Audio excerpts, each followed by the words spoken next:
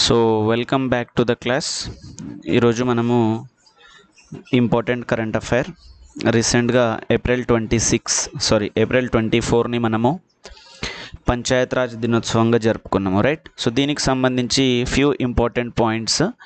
So ప్రతి సంవత్సరం April 24ని Panchayat Raj దినోత్సవంగా మనం జరుపుకుంటాము. సో దీని యొక్క హిస్టరీని చూస్తే మొట్టమొదటిసారిగా ఇయర్ 1992లో 73వ రాజ్యాంగ సవరణ ద్వారా మనకి భారతదేశంలో 3 అంచెల పంచాయతీరాజ్ వ్యవస్థ ఏర్పడింది.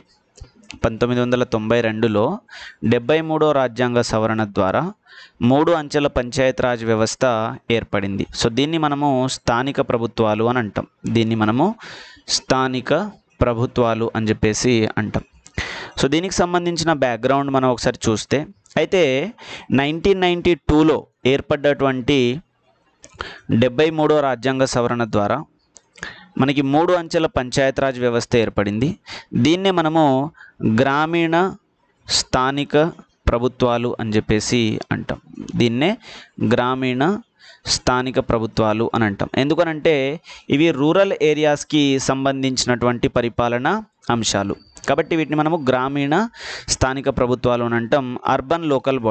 Rural local bodies RLB. Rural local bodies అంటే గ్రామీణ స్థానిక ప్రభుత్వాలు.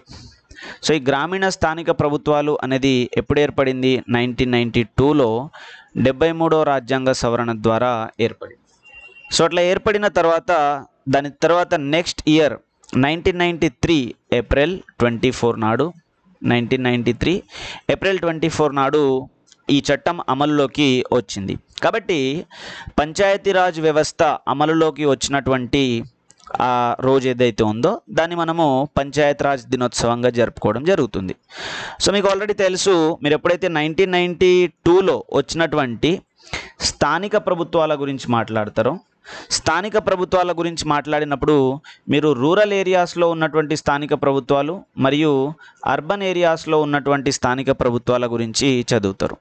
సో రూరల్ ఏరియాస్లో ఉన్నటువంటి స్థానిక ప్రభుత్వాలని మనము రూరల్ లోకల్ బాడీస్ అని, అర్బన్ ఏరియాస్లో ఉండేటువంటి వాటిని మనము అర్బన్ లోకల్ బాడీస్ అని అంటాం.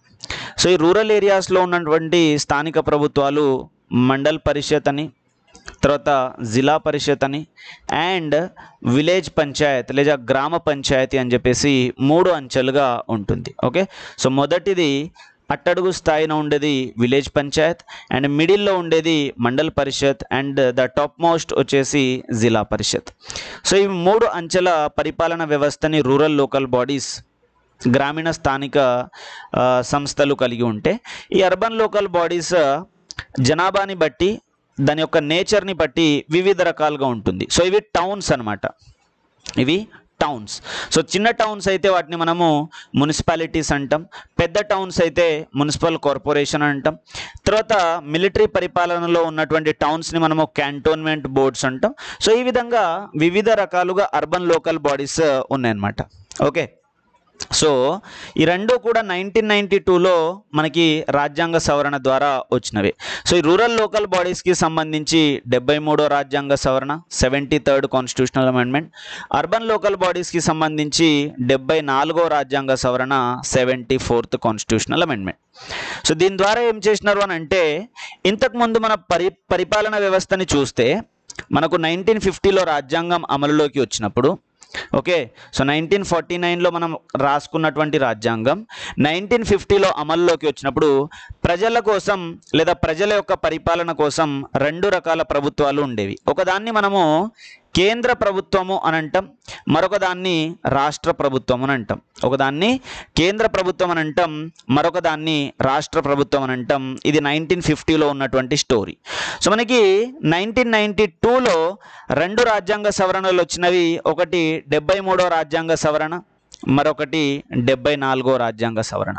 సో ఈ 73, 74 రాజ్యాంగ సవరణ ద్వారా ఇంకొక అంచె యాడ్ అయింది. దాన్ని మనము స్థానిక ప్రభుత్వాలు అని అంటున్నాం. సో దీన్ని బట్టి మీరు నోట్ చేయాల్సినటువంటి ఒక కంక్లూజన్ పాయింట్, ప్రస్తుతం భారతదేశంలో 3 అంచెల పరిపాలన వ్యవస్థ ఉంది. ఒకటి కేంద్ర స్థాయిలో అంటే పూర్తి భారతదేశం కోసం, మరొకటి రాష్ట్ర స్థాయిలో అనగా ఒక పర్టిక్యులర్ రాష్ట్రానికి సంబంధించి, ఇంకొకటి స్థానిక స్థాయిలో సపోజ్ ఇప్పుడు టేక్ నల్గొండ యాజ్ ఎగ్జాంపుల్, లేకపోతే హైదరాబాద్ని ఒక ఎగ్జాంపుల్ తీసుకోండి. ఓకే, సో స్థానిక లెవెల్లో హైదరాబాద్ని ఎగ్జాంపుల్ తీసుకుంటే హైదరాబాద్ ఒక అర్బన్ ఏరియా అండ్ చాలా పెద్ద ఏరియా కాబట్టి మున్సిపల్ కార్పొరేషన్ ఉంది, రైట్. తర్వాత నల్గొండని ఎగ్జాంపుల్గా తీసుకుంటే ఇది కూడా ఒక అర్బన్ ఏరియా అండ్ కొంచెం చిన్నది కాబట్టి మున్సిపాలిటీ ఉంటుందన్నమాట. కొంచెం చిన్న ఏరియా కాబట్టి మున్సిపాలిటీ అనేది ఉంటుంది. సో గ్రామీణ వ్యవస్థని చూస్తే గ్రామీణ ప్రాంతాల్లో మనకి గ్రామ పంచాయత్ ఉంటుంది గ్రామ స్థాయిలో, తర్వాత మండల పరిషత్ ఉంటుంది మండల స్థాయిలో, అండ్ జిల్లా పరిషత్ ఉంటుంది జిల్లా స్థాయిలో. ఓకే, సో ఈ విధంగా మనకి పరిపాలన వ్యవస్థ అనేది ఇవాల్వ్ అయింది, పరిపాలన వ్యవస్థ ఈ విధంగా అభివృద్ధి చెందింది. సో మొత్తానికి 1950లో 2 అంచెలుగా ఉన్నటువంటి పరిపాలన వ్యవస్థ 1992 2 రాజ్యాంగ సవరణలు, ఒకటి 73వ రాజ్యాంగ సవరణ, మరొకటి 74వ రాజ్యాంగ సవరణ ద్వారా ప్రస్తుతం భారతదేశం 3 అంచెల పరిపాలన వ్యవస్థని కలిగి ఉంది అని చెప్పేసి నోట్ చేయాలి. అండ్ దాంట్లో కూడా ఈ అర్బన్ రూరల్ లోకల్ బాడీస్ దాంట్లో కూడా గ్రామీణ స్థానిక సంస్థలు ఇది మళ్ళీ 3 అంచెల పరిపాలన వ్యవస్థని కలిగి ఉంది. ఒకటి జిల్లా స్థాయి, మండల స్థాయి అండ్ ఇంకొకటి గ్రామ స్థాయి. ఓకే, సో ఇప్పుడు మనం మొత్తాన్ని చూస్తే ఒక గ్రామీణ ప్రాంతంలో నివసించేటువంటి వ్యక్తికి ఎన్ని ప్రభుత్వాలు సేవలు అందిస్తున్నాయి అంటే సపోజ్ టేక్ ఒక ఎగ్జాంపుల్ తీసుకుందాం, ఒక రూరల్ ఏరియాని. సో అక్కడ అతని కోసం విలేజ్ లెవెల్లో ఒక ప్రభుత్వం నడుస్తుంది అతని యొక్క పరిపాలన నిమిత్తం, తర్వాత మండల్ లెవెల్లో 2వ ప్రభుత్వం అతని పరిపాలన నిమిత్తమే, తర్వాత జిల్లా లెవెల్లో 3వ ప్రభుత్వం అతని పరిపాలన నిమిత్తమే, తర్వాత రాష్ట్ర స్థాయిలో 4వ పరిపాలన అండ్ దేశ స్థాయిలో 5వ పరిపాలన వ్యవస్థ అనేది ఉంది. సో మొత్తానికి జిల్లా స్థాయి అండ్ మండల స్థాయి, విలేజ్ స్థాయి, రాష్ట్ర స్థాయి అండ్ దేశ స్థాయి ఈ విధంగా 5 పరిపాలన వ్యవస్థలు ఒక సాధారణ వ్యక్తి కోసం, ఒక సాధారణ మానవుడి కోసం భారత రాజ్యాంగం అందజేస్తుంది. సో ఇది మనము గ్రామీణ ప్రాంతాన్ని ఉదాహరణ తీసుకుంటే. ఒకవేళ పట్టణ ప్రాంతాన్ని ఉదాహరణ తీసుకుంటే ఇంకా ఈ విలేజ్ లెవెల్, మండల్ లెవెల్ ఉండదు.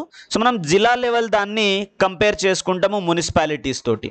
సపోజ్ ఇప్పుడు హైదరాబాద్లో నివసిస్తున్నటువంటి వ్యక్తి కోసము మున్సిపల్ కార్పొరేషన్ ఉంది ఒక ప్రభుత్వం, రాష్ట్ర ప్రభుత్వం ఉంది 2వ ప్రభుత్వం, అండ్ దేశాన్ని నడిపిస్తున్నటువంటి జాతీయ ప్రభుత్వం ఉంది అది 3వ ప్రభుత్వం. ఓకే, దేశాన్ని నడిపిస్తున్నటువంటి ప్రభుత్వం అది 3వ ప్రభుత్వం కాబట్టి. ఓకే, సో 1992లో ఏం జరిగింది? 73వ సవరణ అండ్ 74వ సవరణ.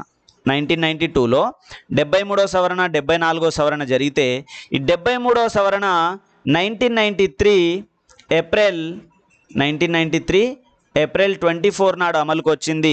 అండ్ 74వ రాజ్యాంగ సవరణ 1993 జూన్ 1వ తారీఖు నాడు, జూన్ 1వ తారీఖు నాడు అమల్లోకి వచ్చింది. సో ఈ మున్సిపాలిటీస్ డే అని దీన్ని ఏం జరుపుకోము మనం, బట్ జస్ట్ దీన్ని జరుపుకుంటాము పంచాయత్ రాజ్ డేగా. ఓకే, సో పంచాయత్ రాజ్ డేగా జరుపుకుంటాము. అయితే ఈ స్థానిక ప్రభుత్వాలకు సంబంధించి కొన్ని ఇంపార్టెంట్ పాయింట్ చూడండి. ఇవి స్థానిక పరిపాలనలో ఒక సరికొత్త శకానికి నాంది, అంటే స్థానిక పరిపాలన వ్యవస్థ ఏర్పడిందనమాట. సో పంచాయత్ రాజ్ వ్యవస్థలో అంటే 73వ సవరణలో ఉన్నటువంటిది ఒకటి గ్రామ స్థాయి, మండల స్థాయి మరియు జిల్లా స్థాయి ఈ విధంగా 3 స్థాయిలలో పరిపాలన వ్యవస్థ ఏర్పడింది అని చెప్పేసి నోట్ చేయండి. ఓకే, సో దీంట్లో మీరు చూస్తే మనకి 1949లో రాజ్యాంగం రాసుకోవడం పూర్తయింది. 1949లో రాజ్యాంగం రాసుకోవడం పూర్తయింది. తర్వాత 1950 జనవరి 26 నాడు రాజ్యాంగం అమలులోకి వచ్చింది. సో అమలులోకి వచ్చినటువంటి దినోత్సవాన్ని మనము గణతంత్ర దినోత్సవం అని చెప్పేసి జరుపుకుంటాం. సో 1992లో 73వ రాజ్యాంగ సవరణ వచ్చింది అండ్ 74వ రాజ్యాంగ సవరణ వచ్చింది. 73వ సవరణ స్థానిక గ్రామీణ పరిపాలనకు సంబంధించింది అండ్ 74వ సవరణ స్థానిక పట్టణ పరిపాలనకి సంబంధించినది. సో ఈ స్థానిక గ్రామీణ పరిపాలన విలేజ్ స్థాయి మరియు మండల స్థాయి అండ్ జిల్లా స్థాయి 3 స్థానాల్లో ఉంది. సో ఈ పట్టణ పరిపాలన మాత్రం అక్కడ ఉన్నటువంటి జనాభా సైజ్ని బట్టి అది మున్సిపల్ కార్పొరేషనా లేదా మున్సిపాలిటీనా నగర పంచాయత అని చెప్పేసి డిఫరెన్సెస్ ఉంటాయి అన్నమాట. సో ఈ 73వ సవరణ మనకు ద నెక్స్ట్ ఇయర్ 1993 ఏప్రిల్ 24 నాడు అమల్లోకి వచ్చింది. కాబట్టి దీన్ని మనం పంచాయతీరాజ్ దినోత్సవంగా జరుపుకుంటాం. 74వ సవరణ 1993 జూన్ 1వ తారీఖు అమల్లోకి వచ్చింది. సో దీన్ని ప్రత్యేకంగా మున్సిపాలిటీస్ డే అని చెప్పేసి ఇట్లా ఏమీ కూడా జరుపుకోనమాట. సో దీన్నే మనము స్థానిక ప్రభుత్వాల అధికారాల వికేంద్రీకరణ అని అంటాం. అధికారాల వికేంద్రీకరణ అని చెప్పేసి అంటాం. అంటే ఇప్పటి వరకు కేంద్ర ప్రభుత్వం మరియు రాష్ట్ర ప్రభుత్వం రెండింటి దగ్గర అధికారాలు ఉండేవి. సో అవి రెండు పరిపాలన చేసినవి. సో ఇప్పుడు 3వ శకం అంటే 3వ స్థాయి యాడ్ అయిపోయింది. సో అవి స్థానిక ప్రభుత్వాలు. కాబట్టి అధికారాలు ఇక్కడ నుంచి ఇక్కడికి కొన్ని ట్రాన్స్ఫర్ అయినాయి అన్నమాట. అధికారాలు ఇక్కడ నుంచి ఇక్కడికి ట్రాన్స్ఫర్ అయినాయి. ఉదాహరణ 11వ షెడ్యూల్ అండ్ 12వ షెడ్యూల్ ఈ రెండింటిని యాడ్ చేసినారు. 11వ షెడ్యూల్ పంచాయతీరాజ్ వ్యవస్థ కోసం, తర్వాత 12వ షెడ్యూల్ మున్సిపాలిటీల కోసం. 11వ షెడ్యూల్లో మరియు 12వ షెడ్యూల్లో ఫంక్షనల్ ఐటమ్స్ని యాడ్ చేయడం జరిగింది. సో ఆ ఫంక్షనల్ ఐటమ్స్ 29 ఉన్నవి 11వ షెడ్యూల్లో, 18 ఉన్నవి 12వ షెడ్యూల్లో. సో 12వ షెడ్యూల్లో 18 ఫంక్షనల్ ఐటమ్స్ అండ్ 11వ షెడ్యూల్లో 29 ఫంక్షనల్ ఐటమ్స్. సో ఈ ఫంక్షనల్ ఐటమ్స్ నథింగ్ బట్ మనకి 7వ షెడ్యూల్లో కేంద్ర జాబితా మరియు రాష్ట్ర జాబితా మరియు ఉమ్మడి జాబితా అని చెప్పేసి 3 జాబితాలలో అధికారాల విభజన అనేది జరిగింది. సో ఈ జాబితాలలో నుంచి కొన్ని ఇంపార్టెంట్ అంశాలు స్థానిక పరిపాలన కోసము అని చెప్పేసి పంచాయతీరాజ్ వ్యవస్థ పనిచేయడానికి 29 ఫంక్షనల్ ఐటమ్స్ అండ్ మున్సిపాలిటీస్ పనిచేయడానికి 18 ఫంక్షనల్ ఐటమ్స్ని ట్రాన్స్ఫర్ చేయడం ద్వారా ఈ ప్రభుత్వాలు ప్రజలకి దగ్గరగా ఉంటవి అండ్ వీటినే మనము ఇంక్లూజివ్ డెమోక్రసీ అని కూడా అంటాం. పార్టిసిపేటరీ డెమోక్రసీ లేదా ఇంక్లూజివ్ డెమోక్రసీ అని కూడా అంటాం. ఎందుకు? సాధారణ ప్రజలు కూడా పరిపాలన వ్యవస్థలో పాల్గొంటారు. సాధారణ ప్రజలు కూడా సాధారణ ప్రజలు కూడా సర్పంచ్లు, తర్వాత ఉప సర్పంచ్ ఈ విధంగా అధికారంలోకి వస్తారు. కాబట్టి దీన్ని మనము ఇంక్లూజివ్ డెమోక్రసీ లేదా పార్టిసిపేటరీ డెమోక్రసీ అని చెప్పేసి అంటాం అనమాట. Okay, so these are the few important things regarding current అఫైర్స్లో ఉంది కాబట్టి నోట్ చేయాల్సినటువంటి కొన్ని ముఖ్యమైనటువంటి పాయింట్స్. సో దాంతోపాటుగా డోంగ్రియా కోండ్ అని చెప్పేసి ఒక కమ్యూనిటీ కూడా న్యూస్లో ఉంది. ఓకే, సో ఇవి ట్రైబల్ ఏరియాస్కి సంబంధించి లేదా ట్రైబల్ పీపుల్కి సంబంధించి క్వశ్చన్స్ కూడా వస్తాయి. కాబట్టి ఈ డోంగ్రియా కోండ్ కమ్యూనిటీ ఏ రాష్ట్రానికి చెందింది అని చెప్పేసి నోట్ చేసుకోవాలి అండ్ అది న్యూస్లో ఎందుకు ఉంది అని చెప్పేసి నోట్ చేసుకోవాలి. సో ఈ డోంగ్రియా కోండ్ అనే కమ్యూనిటీ ఒడిశాకి సంబంధించింది. సో ఈ ఒడిశాలో నియమగిరి కొండలు ఉన్నాయి. ఉన్నవి. అయితే ఆ నియమగిరి కొండలను వేదాంత రిసోర్సెస్ వాళ్ళు, okay, so the mining complex of the Vedanta resources, so Vedanta resources వాళ్ళు ఆ కొండలని తవ్వకం చేస్తున్నారు అనమాట. ఓకే, ఏ కొండలని? నియమగిరి కొండలని. ఎవరు తవ్వుతున్నారు అంటే వేదాంత రిసోర్స్ వాళ్ళు. సో ఆ నియమగిరి కొండల్లో ఈ డోంగ్రియా కోండ్ కమ్యూనిటీ వాళ్ళు ఉంటారు. ఓకే, సో ఈ డోంగ్రియా కోండ్ కమ్యూనిటీ వాళ్ళు ఏం చేసినారు అని అంటే, డోంగ్రియా కోండ్ కమ్యూనిటీ వాళ్ళు ఇట్లా తవ్వకాలు చేయకూడదు. ఎందుకనంటే అక్కడ మేము నివసిస్తున్నాం. సో మీరు ఆల్రెడీ చదివినారు tribal people and other traditional forest dwellers act. Okay, tribal and other forest traditional dwellers act 2006 ఒకటి ఉంది. అదేవిధంగా 1996లో panchayat extension to the schedule areas act, PESA act అని చెప్తాం. సో ఇవేం చేస్తాయి? షెడ్యూల్డ్ ఏరియాస్లో లేదా అక్కడ ఉన్నటువంటి ప్రజలకి ఆ స్థానికంగా నివసిస్తున్నటువంటి ట్రైబల్ పీపుల్ ఎవరైతే ఉన్నారో వాళ్ళకి కొన్ని ప్రత్యేక హక్కుల్ని ఇస్తుంది. ఎలాంటి ప్రత్యేక హక్కులు అనంటే అక్కడ ఉన్నటువంటి నీటి వనరులపైన, అక్కడ ఉన్నటువంటి భూ వనరులపైన, అక్కడ ఉన్నటువంటి అడవులపైన వాళ్ళకి అధికారం అనేది ఉంటుంది. సో ఇప్పుడు ఈ డోంగ్రియాకోండ్ కమ్యూనిటీ వాళ్ళు నియమగిరి కొండల్లో నివసిస్తున్నారు. ఈ వేదాంత రిసోర్సెస్ వాళ్ళు త్రవ్వకానికి ప్రయత్నం చేస్తున్నారు. సో అటవీ హక్కులకి వ్యతిరేకంగా వీళ్ళు తవ్వకాలు చేస్తున్నారు అని చెప్పేసి ఇక్కడ ఉన్నటువంటి డోంగ్రియాకోండ్ కమ్యూనిటీ వాళ్ళు ప్రొటెస్ట్ చేసినారు.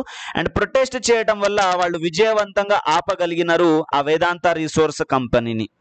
సో దానివల్ల ఏం జరిగింది అనంటే ఇప్పుడు అక్కడ త్రవ్వకాలు అనేవి ఆగిపోయినాయి. అక్కడ త్రవ్వకాలు ఆగిపోయినవి. దేర్ఫోర్ ఈ డోంగ్రియాకోండ్ కమ్యూనిటీ వాళ్ళు న్యూస్లో ఉన్నారు. సో ఈ డోంగ్రియాకోండ్తో పాటు కుటియాకోండ్ కమ్యూనిటీ వాళ్ళు కూడా, డోంగ్రియాకోండ్తో పాటు కుటియాకోండ్ కమ్యూనిటీ వాళ్ళు కూడా ఈ కొండలలోనే నివసిస్తారు. సో మీరు నోట్ చేయాల్సినటువంటి పాయింట్స్, ఒకటి డోంగ్రియాకోండ్ అండ్ కుటియాకోండ్, డోంగ్రియాకోండ్ అండ్ కుటియాకోండ్ ఎక్కడ ఉన్నారు అని అంటే వీళ్ళు నియమగిరి కొండలు. ఇవి ఎక్కడ ఉన్నాయి అని అంటే ఒడిశాలో ఉన్నవి. ఎందుకు న్యూస్లో ఉంది? ఇది రేర్ అడగటము, బట్ ఎనీహౌ వేదాంత రిసోర్సెస్ వాళ్ళు త్రవ్వకానికి ప్రయత్నం చేస్తున్నారు. ఆ త్రవ్వకాన్ని వాళ్ళు సక్సెస్ఫుల్గా ఆపేయగలిగినారు. ఓకే, సక్సెస్ఫుల్గా ఆ త్రవ్వకాలని ఆపేయగలిగినారు. దేర్ఫోర్ వీళ్ళు న్యూస్లో ఉన్నారనమాట. ఎవరు? వేదాంత రిసోర్సెస్ వాళ్ళని వీళ్ళు అండుకున్నారనమాట. ఓకే, సో దాంతోపాటు ఇంకొక ట్రైబల్ కమ్యూనిటీ ఉంది, బ్రూ కమ్యూనిటీ.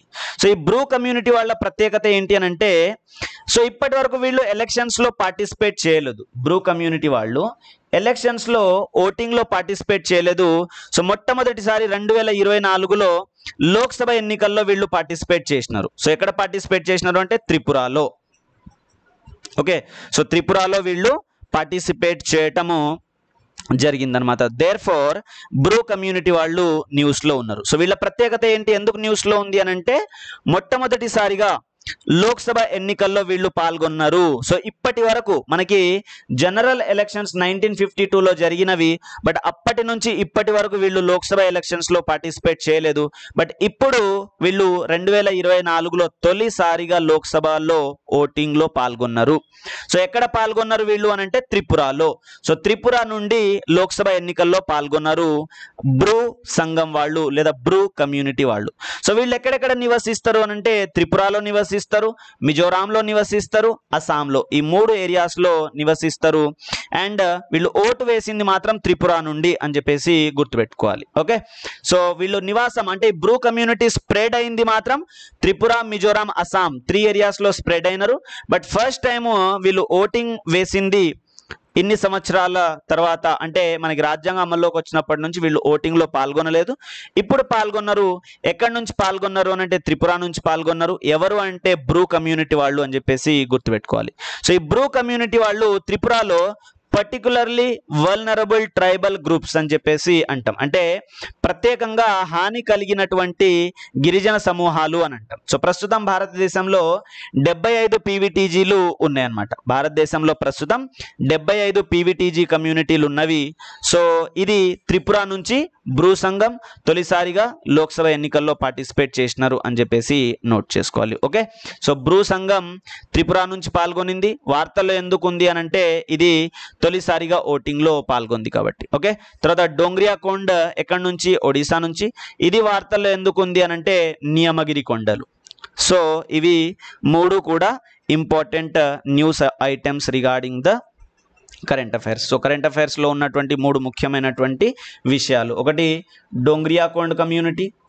సో వీళ్ళు అటవీ హక్కులకు సంబంధించి, సో ఈ ఏరియా నుంచి మీరు అటవీ హక్కుల చట్టం 2006 గురించి, అదేవిధంగా Panchayat extension to the schedule areas చట్టం 1996 గురించి కూడా క్లియర్గా చదువుకోవాల్సినటువంటి అవసరం ఉంది. సో న్యూస్లో వచ్చినటువంటి ట్రైబల్ పీపుల్ కావచ్చు, తర్వాత ట్రైబల్ కమ్యూనిటీస్ని ఖచ్చితంగా నోట్ చేయాల్సినటువంటి అవసరం ఉంది, because they become important. Okay, so అది డోంగ్రియా కోండ్తో పాటు కుటియా కోండ్ వాళ్ళు కూడా ఒడిశాలో నివసిస్తారు అని గుర్తుపెట్టుకోవాలి. అండ్ బ్రూ సంఘం వాళ్ళు త్రిపుర నుంచి తొలిసారిగా ఓటింగ్లో పాల్గొన్నారు. సో ఇది బ్రూ సంఘం వాళ్ళు. సో బ్రూ సంఘం వాళ్ళు త్రిపుర నుంచి మొట్టమొదటిసారిగా ఓటింగ్లో పాల్గొన్నారు 2024 లోక్సభ ఎన్నికల్లో అని చెప్పేసి నోట్ చేయాలి. Okay, and the third one, the important one, panchayati రాజ్కి సంబంధించినటువంటి అంశాలు. ఓకే, సో ఈ కాంటెక్స్ట్లో మనము panchayat raj institutions and municipalities, panchayat raj institutions and municipalities గురించి క్లియర్గా చదువుకోవాల్సినటువంటి అవసరం ఉంది. And local areas. సో ఇప్పుడు ఎలక్షన్స్ జరుగుతున్నాయి కాబట్టి ఎలక్షన్స్ అండ్ రిప్రజెంటేషన్స్కి సంబంధించిన ఏరియాస్ మీద చాలా బాగా ఫోకస్ చేసుకోవాల్సినటువంటి అవసరం ఉంది. ఓకే, సో లోక్సభకి ఎలక్షన్స్ జరుగుతున్నవి, రాజ్యసభకి నామినేషన్స్ జరిగినవి, ఉదాహరణకి సుధామూర్తి నామినేటెడ్, రైట్. దాని తర్వాత ఇప్పుడు మనకి పంచాయత్ ఎలక్షన్స్ కూడా ఉంటవి అండ్ మున్సిపాలిటీస్కి సంబంధించిన ఎలక్షన్స్ కూడా వస్తుంటాయి. కాబట్టి these areas become very very important. Okay, so these are to be noted. And this is the class. So live classes కోసము ఎవరైనా కూడా 8247-806-807 నంబర్కి టెక్స్ట్ చేయవచ్చు. So we sent you the live class link and you can participate in the live and engage with the teacher. So నేరుగా ప్రశ్నలు అడగడానికి, తర్వాత teacher తోటి డైరెక్ట్ ఇంటరాక్షన్ అవ్వడానికి ఈ నెంబర్ని మీరు యూస్ చేసుకోవచ్చు. ఓకే, సో లైవ్లో లేని వాళ్ళు recorded classes will be provided.